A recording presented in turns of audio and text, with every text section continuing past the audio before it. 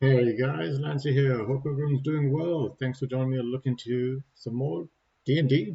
Well, I'm actually doing this after the release of the Hasbro fireside chat, and the reason is mainly because after having a look over it and seeing other commenters talking about what actually happened, there's a lot of things being said about Magic being perfectly fine as it is right now, which is we'll get to that, but also the fact that a lot of the monetization that's possible for D&D apparently is not actually being done because the most people that pay for it are coming in from the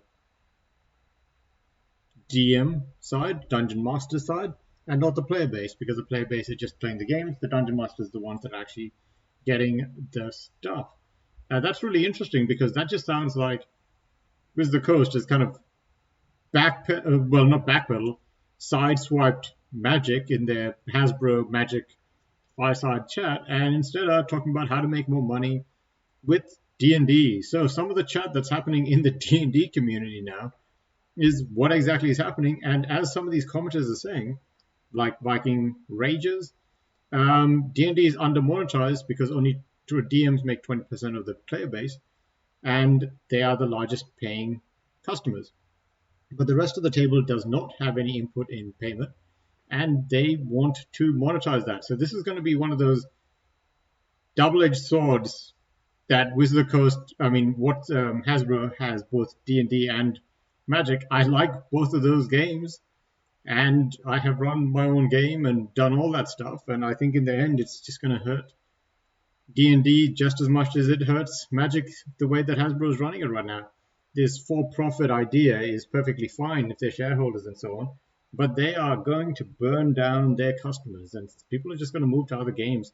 And you got to remember, just like cars, if someone else makes a product that's similar or better or competing against yours, they will take 100% of your someone's market share. Like it's not even 50%.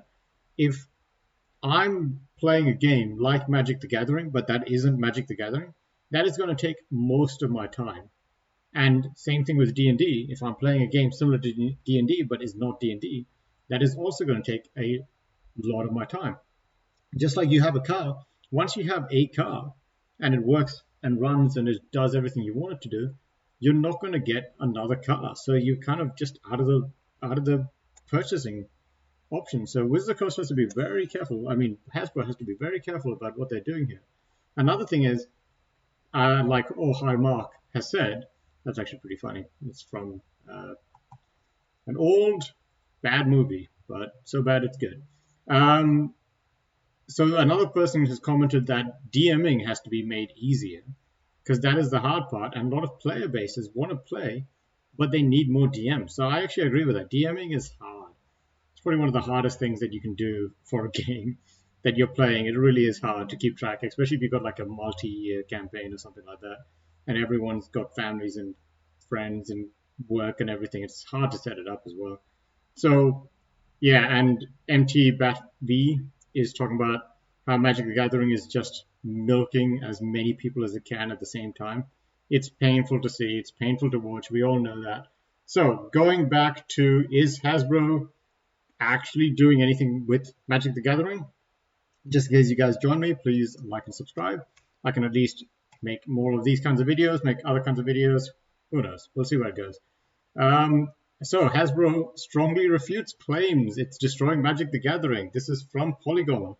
So the Fireside Chat gave a detailed look at how the company plans to grow Magic and Dungeons and Dragons. I seriously thought it was only about Magic. So the fact that they talk so much about Dungeons and Dragons is a worry. 45 minutes with the CEO Chris Rock, and it's all been archived. So if people want to look at it, they can.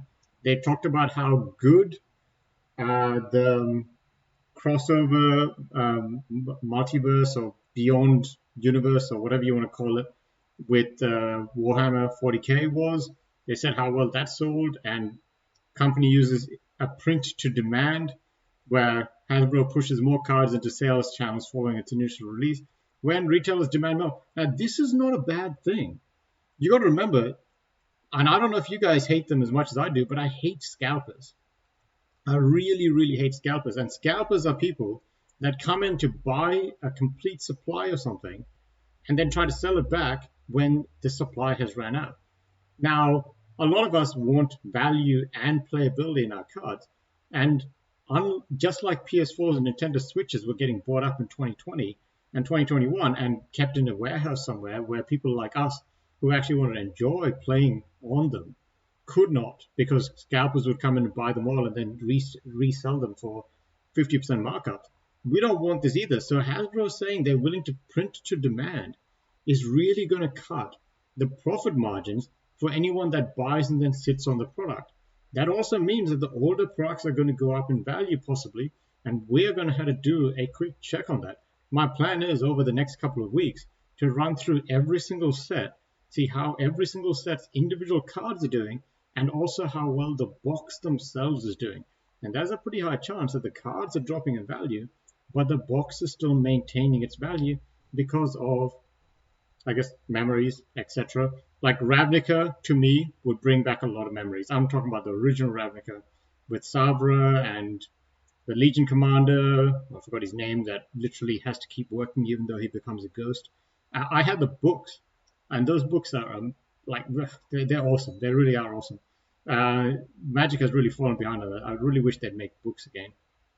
But a lot of these things are going to cause issues, and they didn't even talk about the reserve list. They didn't mention anything about it.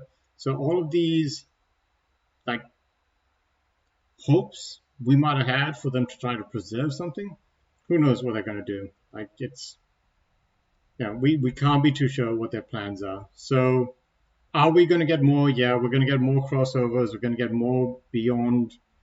What are they called? Crossovers? Yeah, I guess crossovers. I forgot the other name for them is.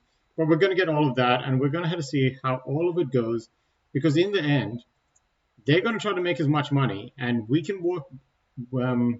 I guess we can vote with our wallet to make sure that they understand that we don't want them to go in this direction.